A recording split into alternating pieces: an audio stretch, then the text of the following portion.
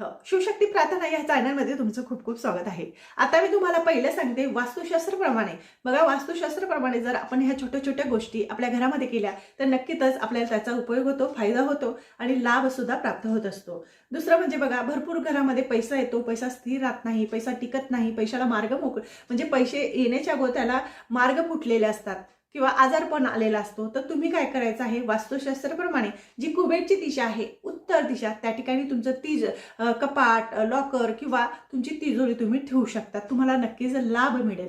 दुसरं म्हणजे बघा, मुख्य दरवाजा जर साऊथ वेस्टला असेल, साऊथ वेस्टला जर तुमचा मुख्य दरवाजा असेल तर दोन्ही साईडला जागा असणार, तर त्या ठिकाणी स्वस्तिक, ओम आणि त्रिशूल काढायचं आहे. असं केल्याने तुमच्या घराचं संरक्षण होईल आणि घरामध्ये नकारात्मक शक्ती प्रवेश करणार नाही.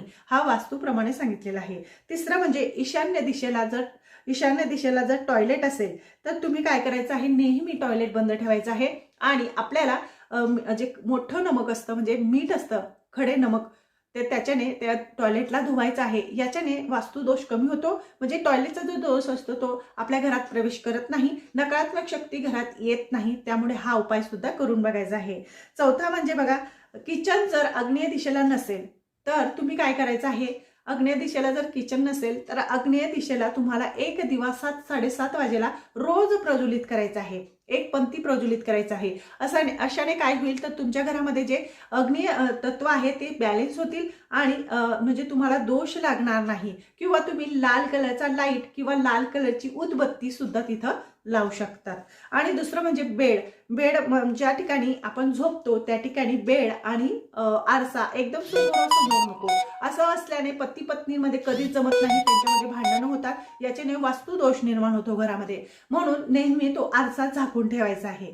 तिसरं म्हणजे घरात सतत भांडण होत असतील, वादविवाद होत असतील छोट्या छोट्या कारणांवरून, तर दर अमावस्येला किंवा शनिवारच्या दिवशी गुगुळ घ्यायचं, कापूर घ्यायचं आणि लवंग घ्यायचं आणि थोडीशी पिवळ्या कलरची मोहरी घ्यायची. हे सगळं जाडायचं एका गौरीवर आणि संपूर्ण घरामध्ये त्याची धूर दाखवायची. असं केल्याने तुमच्या घरामध्ये कितीही भांडणं होऊ द्या, संपूर्णपणे थोडे म्हणजे ते समाप्त होत जातात. नकारात्मक शक्ती बाहेर जाते आणि ज्यावेळेस नकारात्मक शक्ती किंवा कुणाची वाईट नजर आपल्या घरातून बाहेर जाते, त्या घरामध्ये सुख नांदतं, ऐश्वर्य नांदतं, घरामध्ये सुख समृद्धी नांदते. त्यामुळे हा उपाय सुद्धा तुम्ही करून बघायचा आहे. तुम्हाला अनुभव आल्याशिवाय राहणार नाही. 100% रिझल्ट प्राप्त करून देणारा असा हा छोटासा वास्तुशास्त्र उपाय मी तुम्हाला सांगितलेला आहे. प्रत्येक स्त्रीने आपल्या घरामध्ये करून बघायचा आहे. रिझल्ट एकदम आपल्याला लगेच प्राप्त होत असतो. फ्लॅट सिस्टीम असेल त्या ठिकाणी